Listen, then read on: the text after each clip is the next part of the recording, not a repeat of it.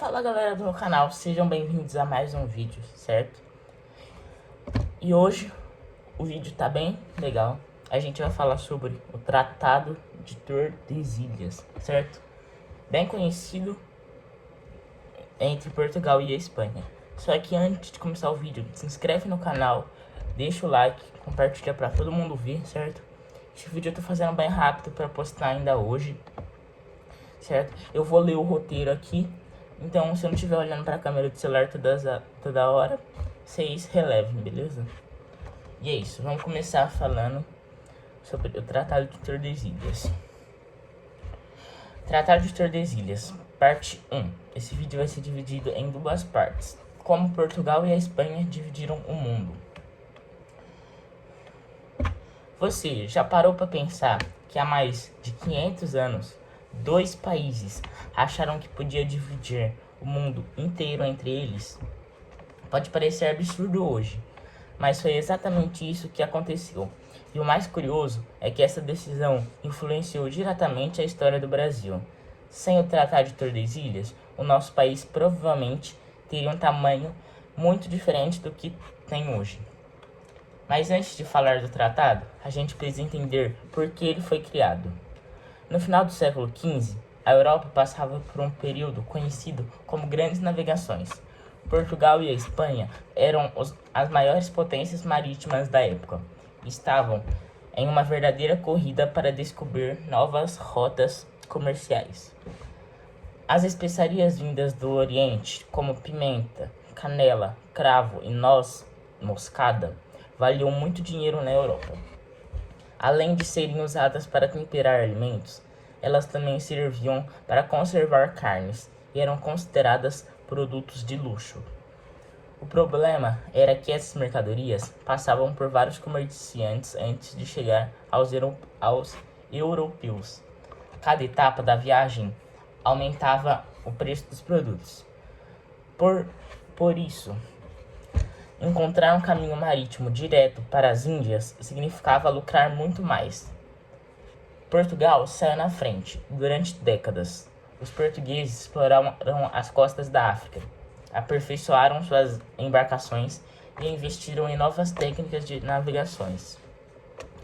Enquanto isso, a Espanha ainda procurava uma forma de competir. Foi nesse momento que apareceu um navegador chamado Cristóvão Colombo. Colombo tinha uma ideia considerada ousada para a época. Em vez de contornar a África, ele acreditava que seria possível chegar às Índias, navegando para o oeste e atravessando para o Oceano Atlântico. Depois de muita insistência, os reis da Espanha aceitaram financiar a viagem. E em agosto de 1492, Colombo partiu com 3 navios, Santa Maria, a Pinta e a Nina. Após semanas no mar, ele finalmente avistou a terra.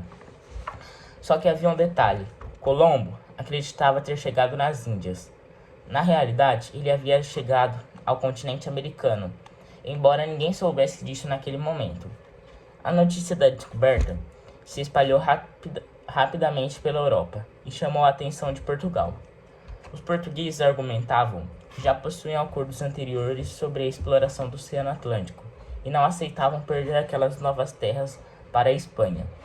A situação ficou tão delicada que existia o risco de um conflito entre os dois reinos. Foi então que entrou em cena uma das figuras mais importantes daquela época, o Papa Alexandre VI.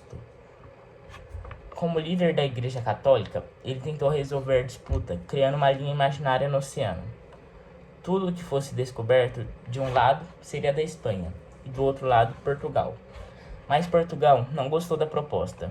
Os portugueses acreditavam que aquela divisão favorecia demais os espanhóis e pressionaram por um novo acordo. Os portugueses, depois de várias negociações, representantes dos dois reinos chegaram a um entendimento.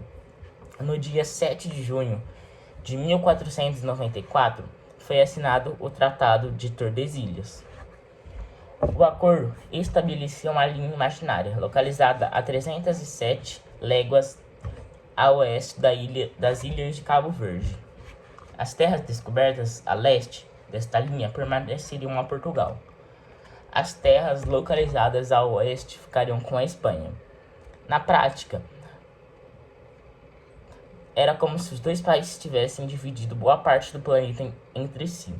Hoje isso parece uma ideia completamente absurda, mas naquela época eles acreditavam ter esse direito.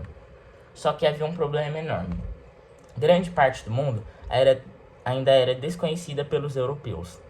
Eles não sabiam exatamente o tamanho da Terra, não conheciam vários continentes, e muito menos conseguiam marcar aquela linha com precisão no oceano.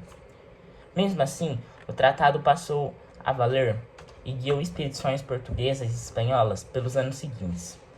Mas nem todo mundo concordou com essa divisão. Países como Inglaterra, França e Holanda simplesmente ignoraram o tratado.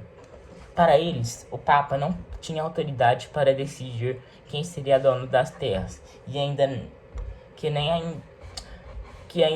não tinham sido exploradas. Essa decisão acabaria provocando novas disputas ao longo dos séculos. Só que existe uma pergunta que é ainda mais importante. Onde que o Brasil entra nessa história? Quando os portugueses chegaram ao território brasileiro, alguns anos depois, será que aquelas terras realmente estavam do lado de Portugal? E se estavam, como o Brasil acabou ficando maior do que o tamanho permitia? Do que o tratado permitia, desculpa. E exatamente isso que eu vou explicar na parte 2. Se você gostou do vídeo, deixe seu like, se inscreva no canal, compartilhe e ative o sininho das notificações, beleza? Falou e até a parte 2, que sai amanhã. Fui!